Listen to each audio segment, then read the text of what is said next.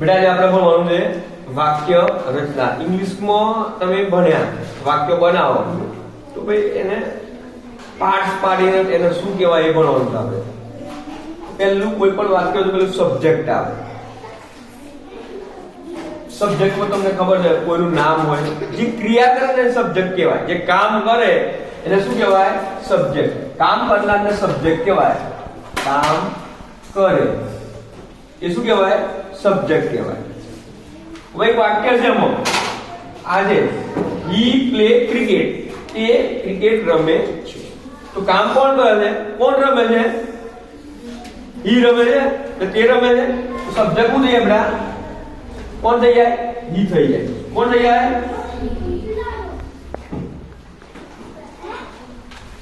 કામ કરે એને સબ્જેક્ટ કહેવાય.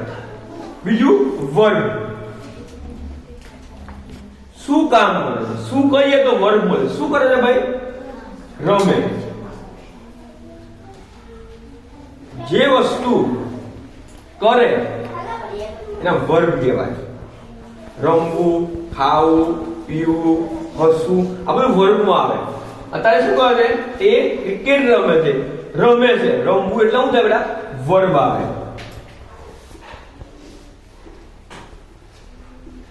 વર્તન જુદા જુદા પ્રકાર છે. ભવિષ્યકાળ, ભૂતકાળ એ આપણે નેક્સ્ટ ટાઈમમાં જોઈ લઈશું. જે વસ્તુ કરે, જે ક્રિયા કરે, જે ક્રિયા કરતો હોય એને શું કહેવાય બેટા? વર્બ કહેવાય. શું કહેવાય? વર્બ કહેવાય. હવે શું કરે છે? તો આપણે શું મળ્યું? વર્બ મળ્યું. શું મળ્યું? વર્બ મળ્યું. તો એને વર્બને શું કહેવાય? પ્લે કહેવાય. પ્લે એટલે વર્બ. એવું નહીં કે પ્લે છે કન્ટિન્યુઅસલી.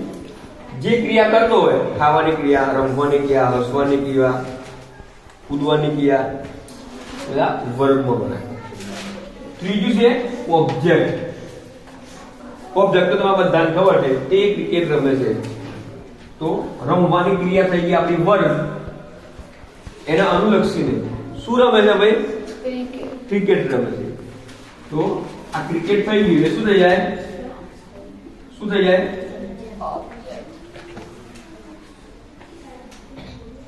જે કરતો હોય,